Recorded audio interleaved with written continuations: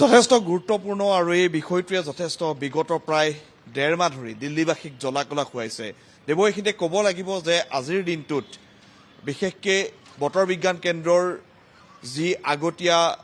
পূৰ্বানুমান সেই অনুসৰি জানুৱাৰীৰ 1 জানুৱাৰীত অৰ্থাৎ 1 জানুৱাৰীৰ দিনটোত বৰষুণ হোৱাৰ সম্ভাৱনা আছে আৰু সকলোৱে তালৈকে অপেক্ষা কৰি আছে যাতে অলপ হ'লেও যদি বৰষুণ হয় তেতিয়াহ'লে দিল্লীবাসীয়ে এই ভয়াৱহ প্ৰদূষণৰ পৰা তেওঁলোকে ৰক্ষা পাব।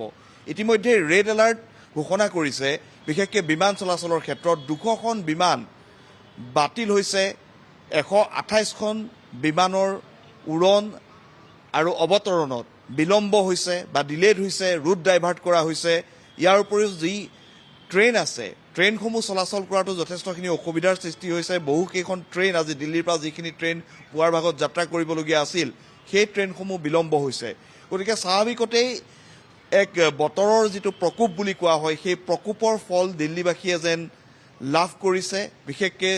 যেতিয়া কোনোবা ওলাই যাবলগীয়া হৈছে ঘৰৰ পৰা বাঢ়িবলৈ এই মুহূৰ্তত আমি যদি চাওঁ তেনেহ'লে এয়াৰ কোৱালিটি যি ইণ্ডেক্স সেয়া 300ৰ ওপৰত আছে যিটো ভেৰি প'ৰ বুলি কোৱা হয় কেৱল এটা স্থানত নহয় এনেকুৱা নহয় যে দিল্লীৰ কোনোবা এটা স্থানত এয়াৰ কোৱালিটি ইণ্ডেক্সটো 300 সৰ্বত্ৰ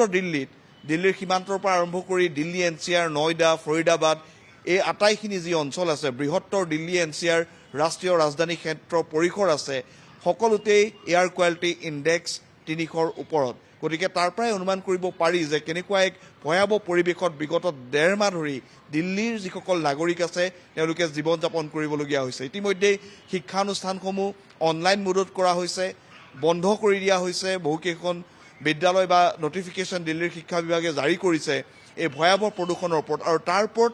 বিগত 2 দিন ধৰি দিল্লীত ঘন কুঁৱলী পৰিছে তাপমান এতিয়ালৈকে যিটো ৰেকৰ্ড কৰা হৈছে সৰ্বনিম্ন 9 ডিগ্ৰী তাপমান ৰেকৰ্ড কৰা হৈছে আৰু সৰ্বোচ্চ 16 ডিগ্ৰী গতিকে অন্ততঃ জানুৱাৰীৰ 10 তাৰিখলৈকে দিল্লীৰ যি তাপমান সেয়া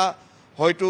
6 ডিগ্ৰীৰ পৰা 11-12 ডিগ্ৰীৰ ভিতৰত থাকিব গতিকে তেনে ক্ষেত্ৰত যথেষ্টখিনি অসুবিধাৰ সন্মুখীন দিল্লীৰ যিসকল জনসাধাৰণ আছে তেওঁলোকে ভোগ কৰিবলগীয়া হৈছে আৰু এই মুহূৰ্তত চৰকাৰক প্ৰশ্ন সকলোৱে কৰিছে বিৰোধীয়ে চৰকাৰক সমালোচনা কৰিছে কিন্তু কাৰো ওচৰত প্ৰকৃততে কোনো ধৰণৰ উত্তৰ নাই চৰকাৰক কেৱল এই মুহূৰ্তত প্ৰশ্নহে কৰা হৈছে কিন্তু কোনো ধৰণৰ ফলপ্ৰসূ উপায় বা ইয়াত কোনো ধৰণৰ ফল দিল্লীবাসীয়ে লাভ কৰা নাই দেৱ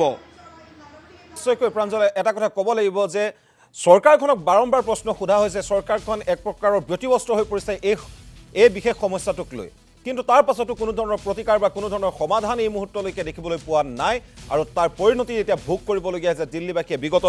2 মাহে যি জমৰ যাতনা ভুগিবলগীয়া হৈছে বিশেষত যিসকল বয়োজ্যেষ্ঠ লোক আৰু কণ শিশু আছে তেওঁলোকৰ বাবে অতি অস্বাস্থ্যকৰ হৈ পৰিছে দিল্লীৰ পৰিৱেশ পৰিস্থিতি এই মুহূৰ্তত সবিশেষ জনোৱাৰ বাবে প্ৰাঞ্জল প্ৰতিম দাসক আমি ধন্যবাদ জ্ঞাপন কৰিছোঁ